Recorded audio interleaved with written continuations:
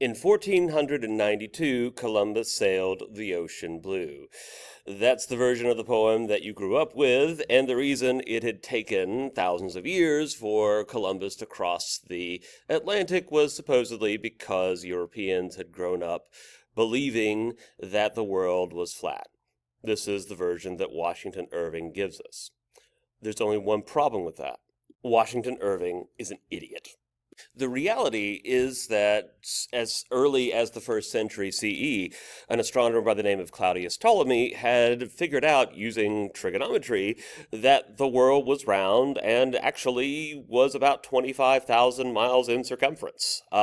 He figured it out pretty accurately, actually. So Ptolemy's writings, interestingly, never stopped being copied down. So, in other words, his writing was pretty accessible. I mean, about as accessible as any book can be in the Middle Ages. So, did any Europeans believe that the world was flat?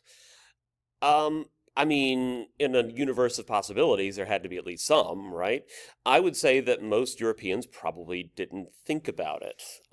In fact, I would say that mathematically, there are probably far more flat earthers nowadays than there were back in the days of Columbus. But gradually, even if there were um, people who doubted the shape of the planet, they gradually got more and more information and anecdotal evidence that suggested to them more directly that the world was indeed round. Um, so this is during the same time that Portugal and Spain are starting to expand and look outward for trading opportunities. And particularly, they want a water-based route all the way to East Asia. That would be sort of the ideal, but for reasons we'll talk about, they have to take baby steps. But the navigational technology now existed to make those kinds of trips possible. So we talked last time about new types of ships, the caravel. Eventually, you'll get the ships like the galleon. Of course, we got the carrack. Um, so we're going to continue that discussion a little bit. The story of the colonization of the New World doesn't actually begin in the New World because, like we said, the Europeans were kind of taking baby steps. So the Portuguese venture out into two sets of islands. You have the Azores and you have Madeira. The Portuguese colonized them in 1419 and 1433, respectively. There, you have a climate that is, I think, either tropical or subtropical. Either way, it can be used to grow crops like sugarcane, which, as we'll talk about, is going to be the most important cash crop in the early days of the New World. Um, the problem is nobody wants to do the work of cash crop cultivation. And so what happens is that the Portuguese decide to bring in labor that is really close by, most notably the native inhabitants.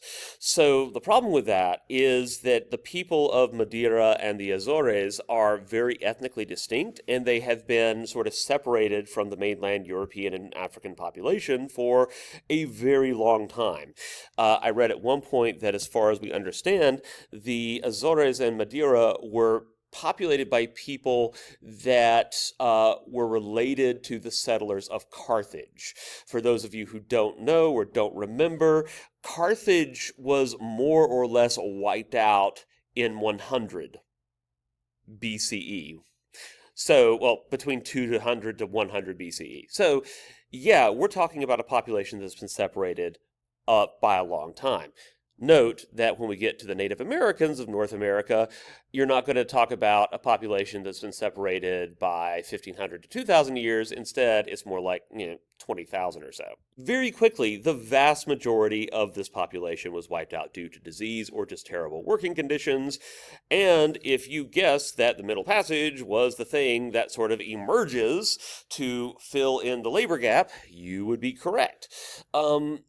I will also point out that at this point in time, it's a little early to call this chattel slavery. We'll talk about the difference between Old World slavery and chattel slavery a little bit later, but suffice to say, we do see the regrowth of slavery in Europe. it had really sort of declined by the end of the Roman Empire pretty quickly. But the exact form that slavery takes is going to evolve quite a bit. So, for the most part, this slide goes over everything you just heard here, except shout out to Prince Henry the Navigator for the outstanding hat. If you want, pause this, and if you want to copy this down, I know that some people really do, because you're like completionist or something, go ahead and do that. The only thing I haven't already mentioned is that Prince Henry the Navigator, who is sort of a patron of Portuguese exploration, establishes a school for navigators. So, in a lot of ways, this is where Portugal experiences its great moment in history. Portugal, in a lot of respects, becomes a European superpower, even though its population is very, very small. In fact, we're going to go over a number of nation states, Portugal, the Netherlands, and eventually England, who, even though their populations are quite small, they're able to compensate with their emphasis on colonialism and on a very advanced mercantile economy. So let's go over some of these explorers. We have Bartolomeu Diaz, who is the first European to reach the southern tip of Africa. Inspired by that, possibly, we have Vasco da Gama, who sails around that tip of Africa, what is modern-day South Africa, and around the Cape of Good Hope. The problem is that even though you can get to India by sailing around Africa, the waters around the Cape of Good Hope are extremely dangerous. It's basically a roll of the dice as to whether or not you would make it out and survive. So there is still the search for a better water-based route to Asia. And then we have Pedro Cabral, who maybe wasn't the top student at Henry the Navigator's School of Navigators because he sails west in order to get around Africa, and he ends up in Brazil instead. Well, proving that you can graduate at the bottom of your class and still make your mark on history, Pedro Cabral manages to claim Brazil for Portugal. Now a note from our legal department. If you or somebody you know is an actual descendant of Pedro Cabral, the aforementioned comments about Pedro Cabral's academic rankings at Navigator School are mere speculation and intended to be humorous. This in no way should be constituted as libel or slander. Thanks for that, Lawyer Me. Now, let's get to the big one, Spain. Spain actually is kind of a new thing. It was formed when you had a series of regional monarchies, most notably the Kingdom of Castilla, which is basically in the center of Spain, and the Kingdom of Aragon, which is to the eastern part of Spain. These get merged together under the monarchs of Ferdinand of Aragon and Isabella of Castilla. And under their rule, Spain finishes this very long process called the Reconquista, which is finished in 1492 with the conquest of Granada. You can kind of tell that 1492 was a bit of a big year. So Ferdinand and Isabella are basically trying to make Spain, build Spain, actually. It's still a new country, and they want to improve Spain's fortunes with global trade. They're looking at what made Portugal fairly successful, and they would like to adopt that.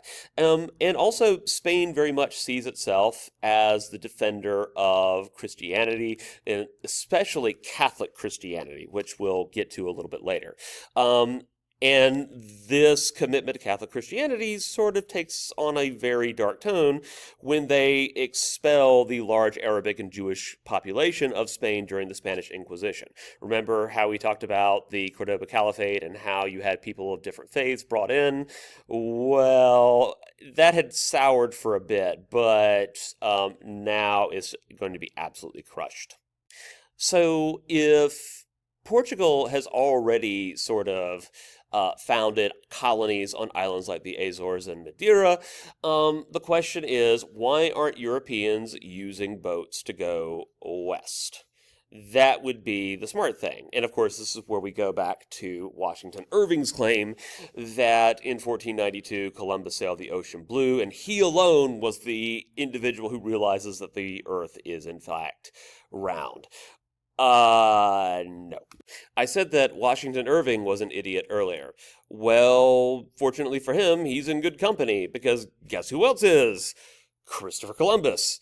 Now, Columbus has a very unique type of idiocy. It is the idiocy of stupid, smart people.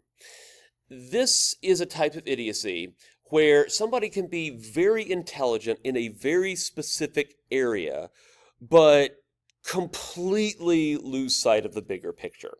And that's Columbus. So if you want a practical example, think of Wile E. Coyote from the Roadrunner cartoons. Somebody who is capable of advanced rocket science, but apparently can't just order Roadrunner from DoorDash or Amazon Prime. So Columbus's application of the stupid smart person principle is this. He was an extremely talented sailor and practical navigator, but Columbus had this unique insight that Ptolemy didn't know what he was doing. The world actually wasn't 25,000 miles in circumference. It was smaller than that. You see, Europeans had realized how big the world was, and in their mind, if they sent a ship or two out to chart a sea-based route out to East Asia, the issue is that crossing this vast ocean, they calculated that those ships would run out of supplies once they made it about halfway there.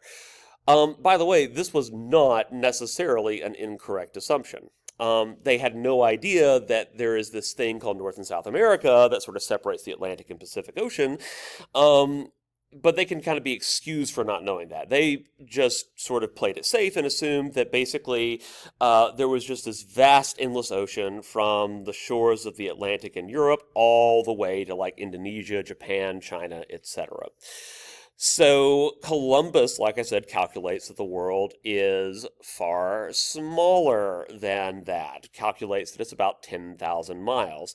And so when he lands in the West Indies, because that's basically where he lands, he makes conclusions like, for example, that Cuba is Japan, because Japan has tons of palm trees. You might want to pause it here if you want any of the lovely words on the slide, but the reality is that Columbus, to the end of his life, believed that he had discovered a sea-based route to Asia.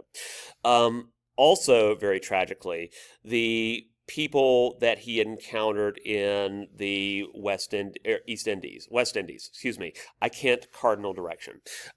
Those people were called the Taino people. Columbus converted them to Christianity and later on forcibly enslaved them. And a combination of enslavement plus disease means that within 1 century of Columbus's arrival into the New World, over 90% of the Taino population dies. By the way, just a note, the reason that, fortunately, the two continents of North and South America aren't called North and South Columbia is because an Italian cartographer by the name of Amerigo Vespucci actually figures out that no, Columbus hasn't reached East Asia. He is, in fact, discovered a new continent, and eventually 2 new continents. So, Spain, achievement unlocked, right? Because this is what you were looking for. You were looking for a brand new continent. Said nobody ever. So actually, the reaction in Spain and in the rest of Europe was kind of despondent because actually, what they were really looking for, a sea-based route to Asia, it never really materializes. And European powers will continue to send expeditions into the New World, not to colonize it, but to basically chart out the sea passages to figure out if there is, in fact, a sea-based route to Asia. The last time an expedition is sent to do that is like in the mid-1700s. So, in other words, they're trying to do this for over 2.5 centuries, and it just never pans out. So, as many of you also know, the Spanish and the Portuguese are motivated by the three G's: God, gold, and glory.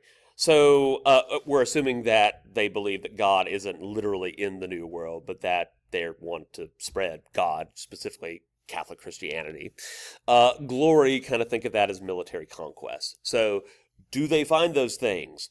And the answer is overwhelmingly yes. Now, the lesson here, though, looking at you, Mansa Musa, is to be careful what you wish for. You might just get it. The Spanish colonization of the New World is an example of sometimes what you think you need is not what you actually need. And we'll talk about that a little bit later. But this kind of gives you a map of the various paths that Spanish adventurers, mercenaries, and soldiers, called collectively conquistadors, took in North America.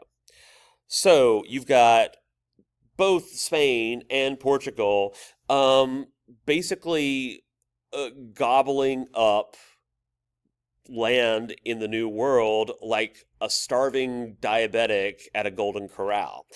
So here's the thing. There is some friction between the two that actually has to be mediated by the Pope. So Pope Alexander VI basically plays like couples counselor, and sort of just like splits the difference. Basically, Spain gets one half of the world, and Portugal gets like the other half of the world, specifically colonial possessions in Asia, Africa, and the New World. Portugal does end up getting Brazil, and Portugal will maintain control over Brazil, I think, until the late 19th century. So, now we have a new world. Next time, we're going to see what's going to be done with it. Till next time.